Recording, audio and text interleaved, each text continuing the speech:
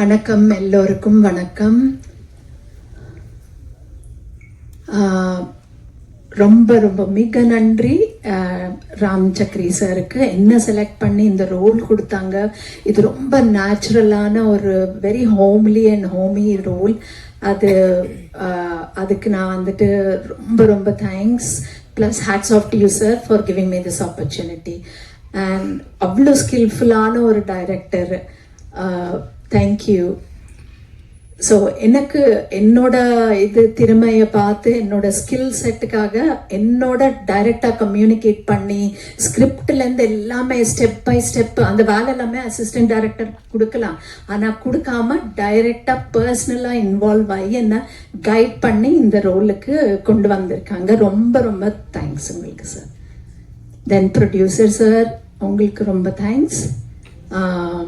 ரொம்ப ஸ்மூத்தாக எல்லாமே அந்த ஷூட்டிங் செட்ஸில் எல்லாமே ரொம்ப ஸ்மூத்தாக ஒரு இந்த ப்ராஜெக்ட் போயிருக்கு. ரொம்ப ரொம்ப தேங்க்ஸுங்க. So my father figure and king மாதிரி எனக்கு ஃபிகர் வந்துட்டு சமுத்திரகனி சார். ரொம்ப ரொம்ப தேங்க்ஸுங்க. அவங்களுக்கு தேங்க்ஸ் சொல்கிறேன். முதல்ல வந்துட்டு ரொம்ப சீரியஸாக இருந்துட்டு இருப்பார். ஸோ எனக்கு கொஞ்சம் நர்வஸாக இருக்கும். ஆனால் ஓவர் த இயர்ஸ் நாங்கள் இவ்வளோ பழகினது, எங்களோட பாண்டிங் இதெல்லாமே ரொம்ப இதுவாக இருக்கும். அக்செப்ட் பண்ணி என்ன இதுக்குள்ளே கொண்டு வந்திருக்காங்க. ஸோ இதுக்கு வந்துட்டு ஃபர்ஸ்ட் டைரக்டர் சார் வந்துட்டு ஸ்கிரிப்ட் அதெல்லாமே என்ன கைட் பண்ணுவாங்க. அதுக்கப்புறம் சமுத்திரகனி சார் என்னோட உட்காந்துட்டு எல்லாமே ஸ்டெப் பை ஸ்டெப் எப்படின்ட்டு வெரி ஸ்மூத்தாக இந்த கொண்டு போயிருக்காங்க. ரொம்ப ரொம்ப தேங்க்ஸுங்க. The next thanks is to the Gautam sir. So அவரோட ஒர்க் பண்ணது plus entire team cost, Lakshmi Priya, she is such a superb actress, very natural, ஒரு ஹோம்லியான role and her acting is superb. And Karan, ரொம்ப ஒரு வெரி சிங்க் ஆயிட்டோம் நாங்கள் எல்லாமே. அவ்வளோ இதுவாக as a team very natural. அந்த ஃபியர் அந்த நர்வஸ்னஸ் இல்லாமல் எல்லாருமே அவ்வளோ ஒரு ஃபேமிலியாக நாங்கள் டீமாக ரொம்ப நல்லபடியாக பண்ணியிருக்கோம். We also gel like that. நம்மளோட அந்த சிங்க்ரனைசேஷன்ன்றது ரொம்ப நல்லபடியாக இருந்துச்சு. So thank you. I thank my family, my husband, my friends and fans, all of you. Thank you press and media, and thank you everybody. Thank you Abhi. அடுத்ததாக படவா கோபி அவர்கள்.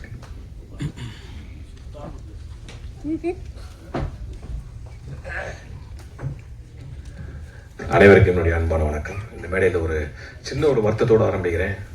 ஏன்னா எந்த ஒரு சினிமா ஈவெண்ட்னாலும் எப்பவுமே பார்த்தீங்கன்னா கலகலகலாக சட்டை போட்டிருக்க நிக்கில் முருகன் இன்னைக்கு வந்து வெறும் ஒரு கருப்பு கலரில் போட்டிருக்கும் போது நம்ம கொஞ்சம் ஒரு மன வருத்தமாக இருக்கு. கொஞ்ச நேரத்தில் மாற்றிடுவார். கோதண்டம் அவர்கள் இந்த படத்தை பற்றி நிறைய பேசினார். ஏன்னா அவர் அந்த படத்தை பார்த்துட்டாரு. நான் அந்த படத்தை பார்க்கல. ஆமாம், முக்கியமான இந்த மொத்த டீம் சார்பாக நான் உங்களுக்கு ஒரு கேள்வி கேட்குறேன். கோதண்டம் ஒரு நேரம் பேசினாரு, அதுலேருந்து ஏதாவது உங்களுக்கு புரியுதா? உண்மையா சொல்லுங்க. இல்ல இல்லையா? அதான் நாங்கள் எதிர்பார்த்தோம். இந்த படம் வந்து உண்மையிலே ஒரு கம்ப்ளீட் ஃபேமிலி என்டர்டெயின்மெண்ட், அதுக்கான ஒரு கேரண்டி இருக்கு. நான் வந்து இந்த படத்தை இன்னும் பார்க்கல, அதனால வந்து அதை சம்பந்தமாக நான் வந்து பேசுறதுக்கு பதிலாக இந்த படத்துக்கு எனக்கும் எப்படி ஒரு தொடர்பு வந்ததுன்றதை பற்றி நான் பேசுகிறேன். முதல்ல இந்த விழாவினுடைய கதாநாயகன் இசையமைப்பாளர், அவருக்கு நம்ம ஒரு பெரிய கைத்தட்டலோட இந்த விழாவை நம்ம வந்து அவரை ஆசீர்வதிக்கணும்.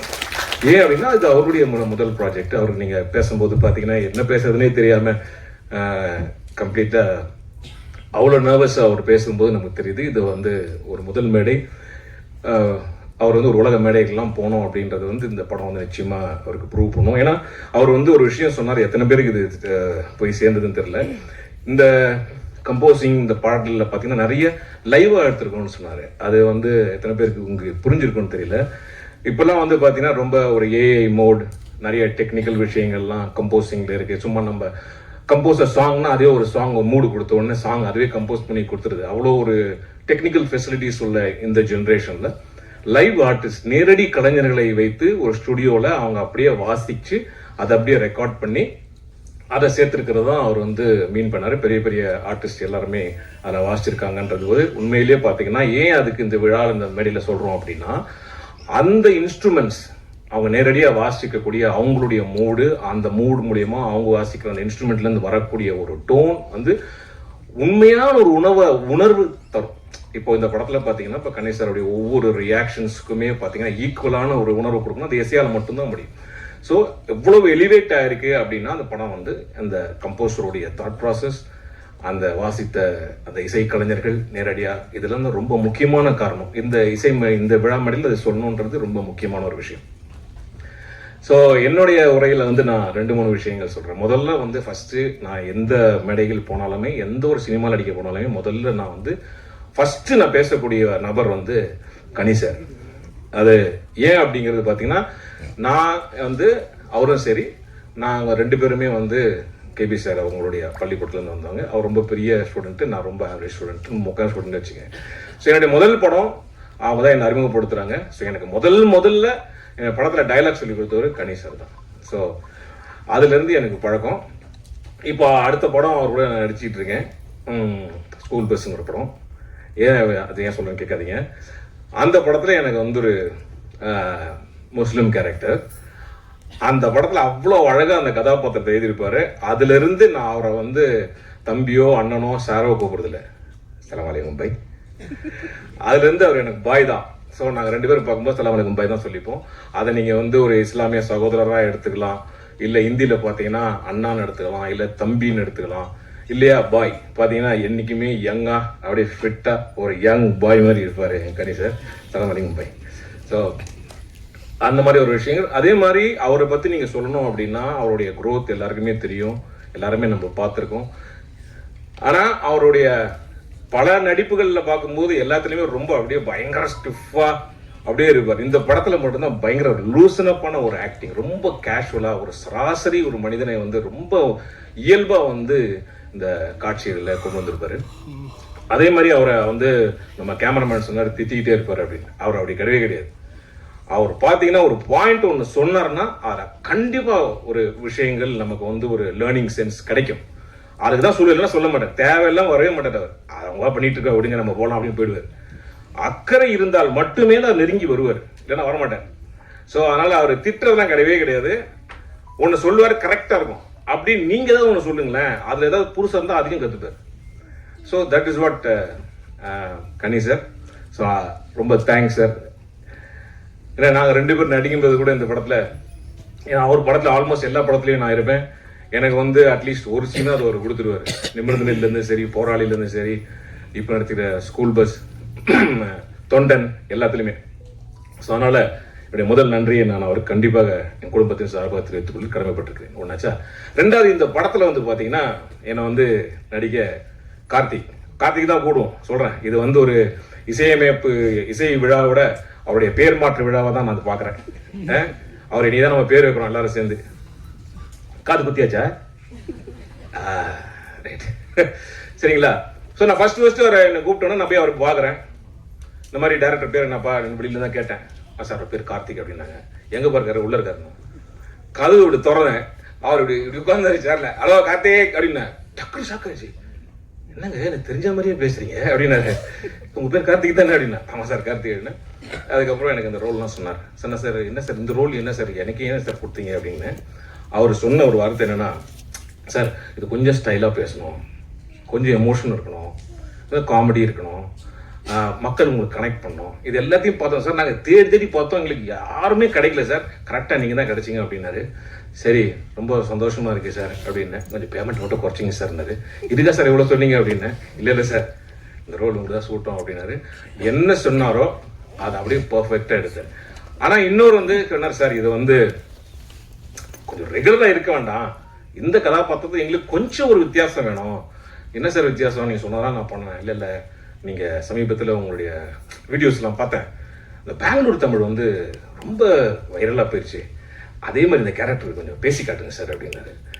என்ன சார் இது ஒர்க் அவுட் ஆகுமா? இல்லை சார் கண்டிப்பாக ஒர்க் அவுட் ஆகும், பேசுங்க சார். நான் கார்த்திக் சார் சொல்லுங்க, எப்படி இருக்கிறீங்க, நல்லா இருக்கிறீங்களா? இந்த படத்தில் நடிக்கணும்னு சொல்லிக்கிறீங்களா? ஓ கொலிக்கிறதுனா கிடைக்காதுன்னு பார்த்துறீங்களா? பெஜார் அப்படிங்க சார், இது அப்படியே பேசுங்க சார் அப்படின்னாரு. ஸோ இதை அப்படியே ஃபாலோ பண்ணி அவன் கொடுத்த டயலாகை அந்த கதாபாத்திரத்துக்கு வச்சுருக்கோம். டெஃபினட்டாக இந்த 2 ஸ்க்ரீனில் பார்த்தவங்க எல்லாருமே வந்து ரொம்ப அப்ரிஷியேட் பண்ணியிருக்காங்க. நிச்சயமாக இது வந்து மக்கள் மத்தியில் போய் நல்லா சேரும்ன்றதை நான் ரொம்ப நம்புகிறேன். கார்த்திக் சார் மன்னிக்கவும், ராம் சக்கரி சார் வாழ்த்துக்கள். Thank you so much for the lovely opportunity. ரொம்ப என்ஜாய் பண்ணேன். அடுத்தபடியாக ப்ரொடியூசர் அருண் சார் ரொம்ப ஒரு பெருமை வீட்டில் முடிச்சு 30 seconds. ஓகே, நீங்கள் பார்த்தாலே தெரியும் பை. ஓகே, அடுத்த படத்துக்கு ஒரு விதையை போடணும் வேண்டாமா? சாரி, மன்னிக்கும். இல்லை, அருண் சார் பற்றி சொல்லணும் அப்படின்னா, இப்போ நம்ம நிறைய படத்தில் நடிக்கிறோம், பேமெண்ட் பேசுகிறோம். ஓகே, அப்புறம் வந்து ஒரு டைமில் பேமெண்ட் வரும், ஒரு டைமில் பேமெண்ட் வராது. நம்ம ஃபோன் பண்ணோம் அப்படின்னா வச்சிங்களேன், அது வேறு மாதிரி போகும். ஆனால் அருண் சார் அப்படி கிடையவே கிடையாது. நம்ம எப்போ ஃபோன் பண்ணாலும் எடுத்துருவார், அப்புறம் தரேன்னு சொல்லுவார். அதனால் எதை சொல்ல வரேன்னா, நான் ஃபோன் அடித்தா அவர் வந்து எடுக்காமல் இருந்ததே கிடையாது. அதனால் அவருக்கு என்னுடைய மனமார்ந்த நன்றி. இந்த படத்தில் வந்து எனக்கு எந்த பேமெண்ட்டு பெண்டிங் இல்லை, இல்லை கரெக்டாக செட்டில் ஆயிடுச்சு. அதுக்கு பெரிய வாழ்த்துக்கள். நிச்சயமாக இந்த படம் வந்து ஒரு மிகப்பெரிய ஒரு ஃபேமிலி என்டர்டெய்னர் இருக்கும். அது எங்களுக்கு கணிசரெல்லாம் பார்க்கும்போது எங்களுக்கு வந்து இந்த எங்கள் ஃபேமிலியில் ஒருத்தர் மாதிரி தான். அதனால் நிச்சயமாக இந்த படம் வெற்றி பெறணும்னு இறைவன் நான் ரொம்ப பிரார்த்திக்கிறேன். இதில் இருக்கக்கூடிய நிறைய புதுமுகங்கள், டெக்னீஷியன்ஸ் எல்லாமே இருக்காங்க. எல்லாருக்கும் என்னோட மனமார்ந்த வாழ்த்துக்கள். Lakshmi, Abhinaya, to all of you. போந்துட்டேங்க, இன்னொரு படம் பார்க்கணும் உனக்கு. ஸோ எல்லாருக்கும் என்னுடைய மனமார்ந்த வாழ்த்துக்கள். கேமராமேன் சரி, எடிட்டர், மியூசிஷியன் ராமராஜன் சார், எல்லாரும் மனமார்ந்த வாழ்த்துக்கள். ப்ளீஸ் நல்ல ஒரு பாசிட்டிவ் ஃபீட்பேக் கொடுங்க. ஏன்னா இப்போ வந்து இன்னைக்கு இருக்கிற ஒரு காலகட்டத்தில் சொன்ன மாதிரி தேட்டருக்கு மக்கள் வரமாட்டாங்க, தேட்டருக்கு வரமாட்டாங்க சொன்னோம்னா நிச்சயமா மக்கள் வருவாங்க. துரந்தர் அப்படிங்கிற ஒரு படம் 4.25 மணி நேரம் சார், 4.25 மணி நேரம்.